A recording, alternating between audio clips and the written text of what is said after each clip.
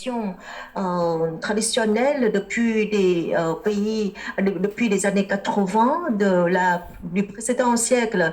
Il s'agissait là des fondements très importants pour la coopération à l'heure actuelle. Pourtant, maintenant, nous sommes dans une nouvelle situation, une nouvelle donne. C'est pourquoi nous devons avoir exploré d'autres modèles, d'autres mécanismes de coopération pour être adaptés au changement climatique, aux exigences du développement durable, aux conditions de développement de chaque partie respective afin de créer de nouvelles valeurs ajoutées. Ainsi, pour commencer la deuxième session, nous voudrions inviter ces orateurs suivants. J'espère que vous pouvez partager vos réflexions au point de vue des gestionnaires, des décideurs, des experts, des universitaires, etc. Et tout d'abord, je voudrais inviter M. Dalteagne à prendre la parole sur les potentialités et les recommandations pour promouvoir la production, la transformation des produits agricoles à l'ère de la quatrième révolution industrielle entre le Vietnam et l'Afrique. Monsieur Daltiagne, la parole est à vous. Vice-ministre, Mesdames et Messieurs les participants, chers délégués, merci beaucoup au comité d'organisation de m'avoir invité à ce webinaire. Dans le domaine agricole, le Vietnam, comme les pays africains, nous sommes des producteurs de produits agricoles depuis les années 80. Depuis les années 60, la révolution verte ont été menées dans nos deux continents et notamment pour pouvoir viser un meilleur rendement. Et ce pour faire face à l'insécurité alimentaire. Donc, pour pouvoir relever le défi de sécurité alimentaire au cours de ces 50 dernières années, le Vietnam a mis en place sa politique de la révolution verte qui consiste notamment à augmenter le rendement avec un volume total de 600 kg de riz par personne contre un moyen de 350 kg par personne.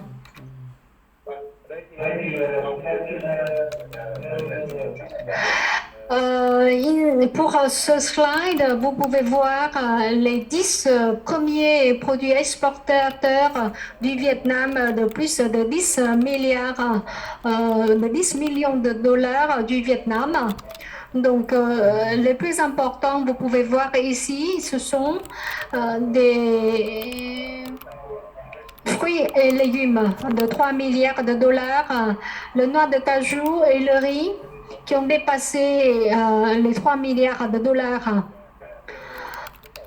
Nous avons également les autres produits comme le café, le caoutchouc, à un peu plus de 2 milliards de dollars. Les produits agricoles sont en constante augmentation en termes d'exploitation vers le marché étranger. Pour le marché africain, on a pu constater que les pays africains vont disposer de grandes potentialités, mais la contribution de la production agricole est seulement de 40%, de 14% de contribution au GDP. Vous avez 60% des terres agricoles dans le monde, mais seulement 6% sont irriguées et 14% des terres arables ne sont pas cultivées et 21% de la terre d'élevage n'ont pas été mises en place. Selon le rapport de McKinsey, les pays africains importent essentiellement des produits vivrières, les céréales, l'huile végétale. Vous pouvez voir les, les produits importés en Afrique. Noix de cajou, le tabac, le café, les oranges, le coton et les autres produits.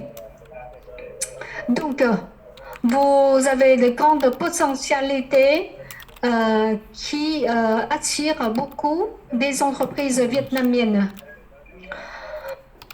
Pour la potentialité de la croissance agricole en Afrique, et il faut commencer d'abord par améliorer le rendement des productions. Deuxièmement, augmenter le nombre de superficies d'exportation et réduire les pertes des industries post-récolte. Si l'on positionne sur la chaîne des valeurs totales des investissements, on peut constater que des potentialités sont grandes. Comme par exemple, on peut investir davantage pour les entrants, pour les fertilisants et la mise à disposition des semences. Le deuxième secteur, c'est les infrastructures qui sont à la fois les irrigations, le stockage, mais également les autres domaines.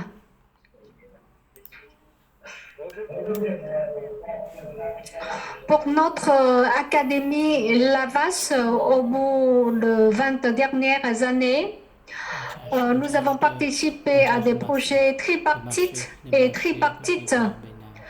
Nous avons envoyé 2000 experts agricoles dans les projets d'assistance pour le riz, le maïs, les légumes, au Sénégal, Bénin, le Centrafrique, Congo, Madagascar, Angola, Mozambique et récemment, c'est le Soudan. Donc, ces projets sont financés essentiellement par la FAO. Les autres produits sont financés par le gouvernement vietnamien, notamment au Mozambique. Nous avons exporté les races de riz au Vietnam, à la Mozambique, avec un rendement de 6 à 8 tonnes par hectare, et donc c'est déjà le double, même le triple du rendement des races de riz locales. Nous organisons des sessions de formation sur le champ en faveur des paysans africains. Nous recevons également les étudiants africains, les chercheurs et le personnel pour les formations de courte durée. Ces activités menées dans le cadre des projets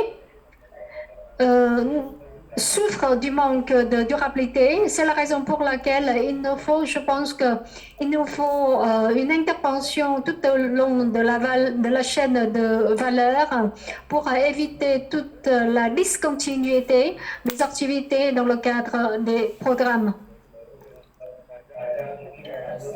La deuxième difficulté consiste également au système bancaire pour résoudre tous les problèmes de paiement.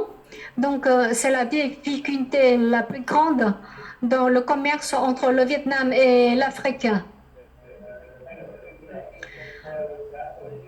Actuellement,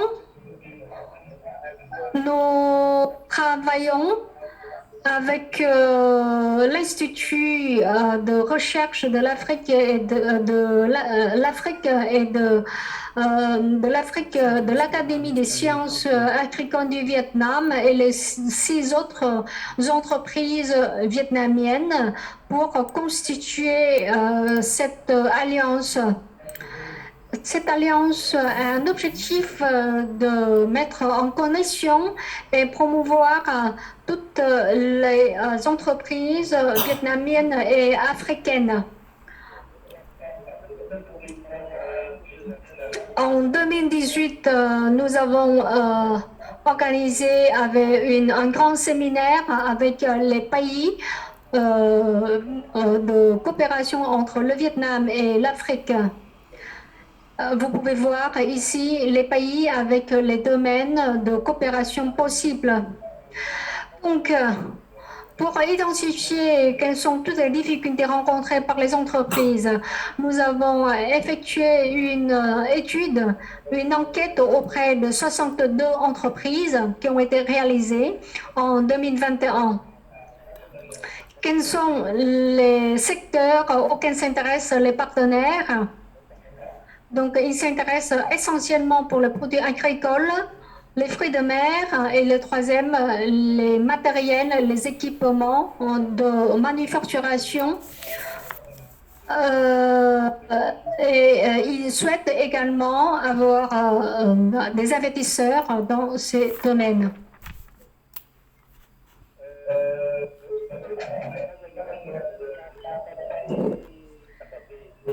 Pour les entreprises vietnamiennes, quels sont les produits quels sont les obstacles les plus importants dans la coopération? Donc, vous pouvez constater ici les plus grands obstacles rencontrés par les entreprises à la fois vietnamiennes et africaines.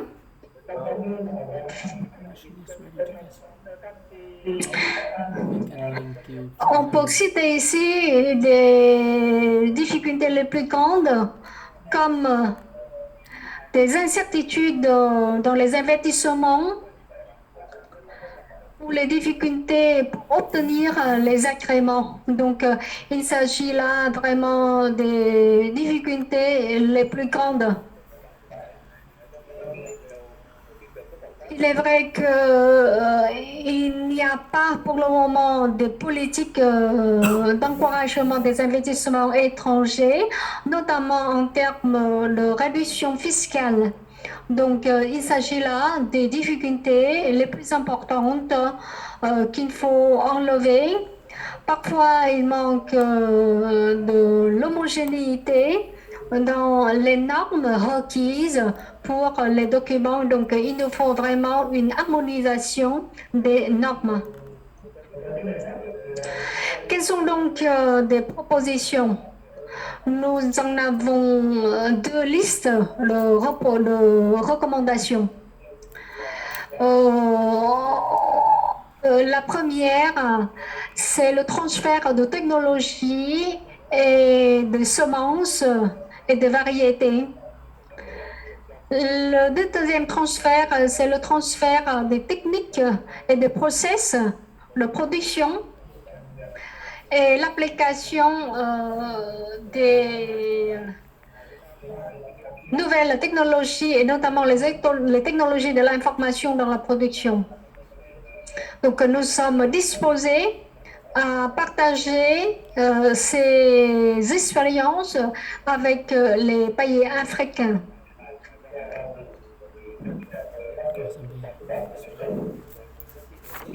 Nous avons également les autres propositions comme comment faire pour améliorer, pour renforcer les capacités pour les jeunes des pays africains, comment renforcer la coopération avec le SIA et les autres organisations sur le riz, le maïs, le noix de cajou, le café et les autres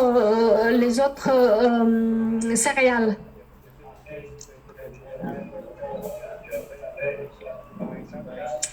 Donc, nous menons une grande coopération avec cette association.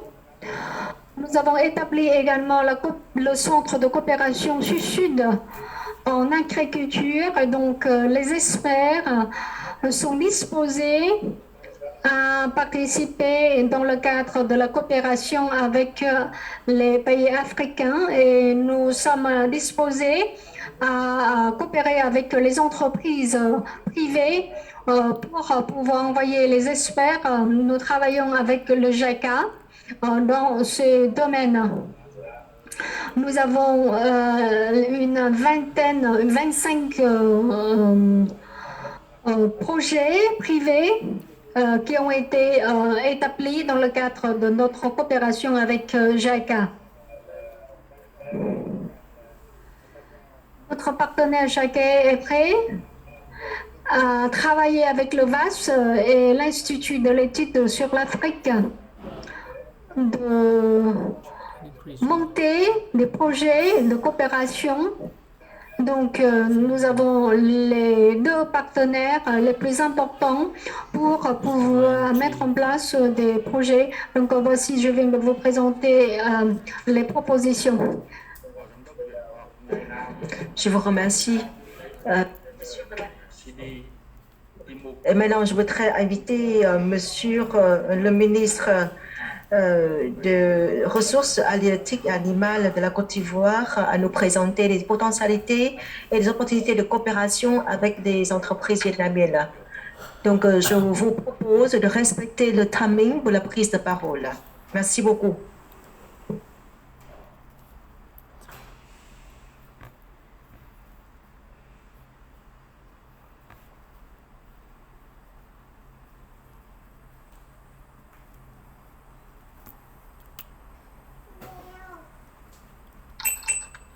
Excellence,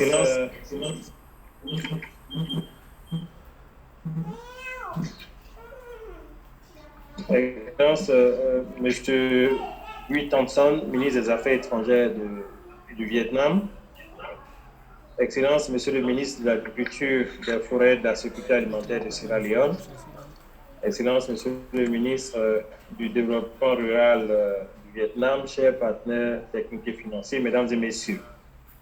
Je voudrais de prime abord vous saluer et remercier très sincèrement les autorités de la République socialiste du Vietnam pour avoir associé notre pays, la Côte d'Ivoire, à cette importante conférence virtuelle qui nous réunit autour du thème principal qui est la coopération agricole Vietnam-Afrique vers une meilleure connectivité et un co-développement durable pour créer un forum d'échange sur les potentiels, les besoins et les solutions de promotion de la coopération agricole et faciliter la mise en partenariat entre les acteurs économiques vietnamiens et africains. Cette conférence est moi, ministre des Ressources animales et halieutiques de la République de Côte d'Ivoire, département ministériel chargé de la mise en œuvre et du suivi de la politique du gouvernement en matière de ressources animales et halieutiques, une opportunité de partager avec vous les ambitions de son Excellence M. Alassane Ouattara, président de la République de Côte d'Ivoire, qui vise à accentuer les réformes de tout genre en vue d'accroître la productivité en matière animale et ressources halieutiques. C'est l'occasion aussi pour moi d'exposer brièvement sur le secteur halieutique en Côte d'Ivoire, ses potentialités en matière de production et les opportunités d'investissement propices dans le dit secteur et d'ouvrir une brèche relative à un besoin de collaboration, de coopération entre la République socialiste du Vietnam et tous les participants à cette conférence.